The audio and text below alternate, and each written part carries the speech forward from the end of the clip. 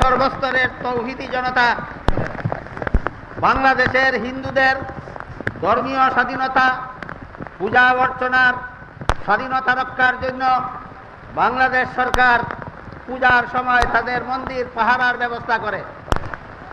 পক্ষান্তরে এই কুলাঙ্গার হিন্দুরা মুসলমানের কুরআন অবমাননা করে।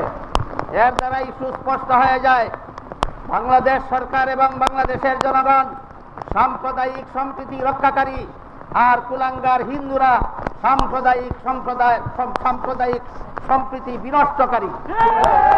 এই বিনষ্টকারী কুলাঙ্গার হিন্দুদের পাল, বিশেষ করে এই অপূর্ব পালের দৃষ্টান্তমূলক শাস্তির ব্যবস্থা করা এই সরকারের দায়িত্ব।